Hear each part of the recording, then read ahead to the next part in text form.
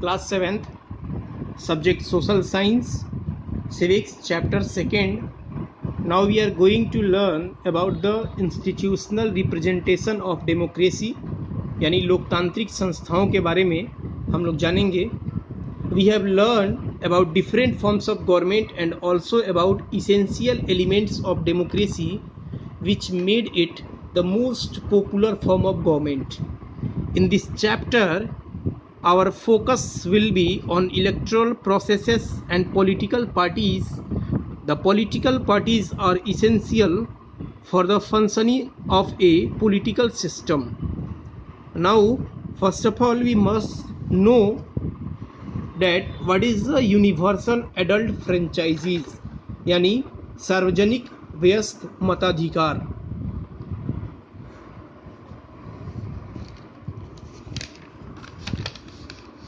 Universal adult franchise means that every adult citizen should be granted the right to vote, यानी vote देने का अधिकार है, irrespective of caste, religion, race, language and sex.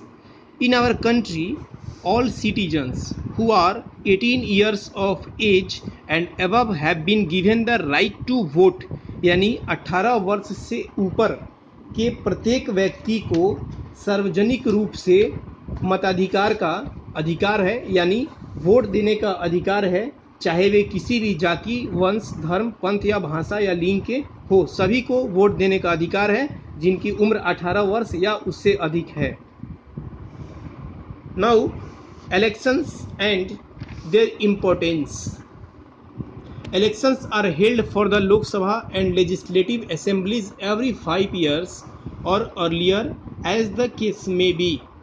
Elections are important because of the following reasons. Election throw up a variety of issues. The parties issues their election manifestos which deal with problems faced by people and country at large, यानी चुनाव के दौरान जनता के हित से संबंधित बहुत से मुद्दे सामने आते हैं और राजनीतिक पार्टियां अपने चुनाव घोषणा पत्र जारी करती है जिनमें जनता की समस्याओं और साथ ही राष्ट्रीय हित की भी बातें उठाई जाती है. Number 2, through election people elect their rulers. चुनाव के द्वारा ही देश की आम जनता अपने शासक को चुनती है. The party which secure majority in the legislature form the government. विधान मंडल में बहुमत प्राप्त दल द्वारा ही सरकार का गठन किया जाता है. It is through election that people can exercise control over the government. A government which ignores people welfare would be voted out at the next elections. Number 4, elections are the means of educating voters about problems that require through and action to solve them. चुनाव मतदाताओं को ऐसी समस्याओं के बारे में शिक्षित करने के साधन हैं जिनके समाधान के लिए सोचने, विचारने और कोई निश्चित फैसला करने की आवश्यकता होती है. Number 5, elections provides credibility and legitimacy to the government. चुनाव सरकार को विश्वसनीयता और वैधता प्रदान करता है, वैलिडिटी प्रदान करता है. Number 6, an elected government alone can protect human rights. केवल एक चुनी हुई सरकार ही मानवाधिकारों की रक्षा कर सकती है.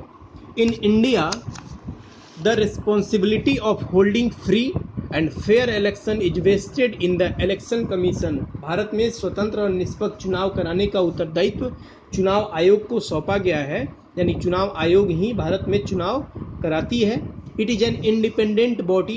यह एक स्वतंत्र निकाय है. The chief election commissioner and other election commissioner are appointed by the president. यानी चीफ इलेक्शन कमिश्नर और इसके अलग सहायक जो कमिश्नर हैं उनका चुनाव राष्ट्रपति के द्वारा 6 साल के लिए किया जाता है. Appointed by the president for a period of 6 year. Thank you.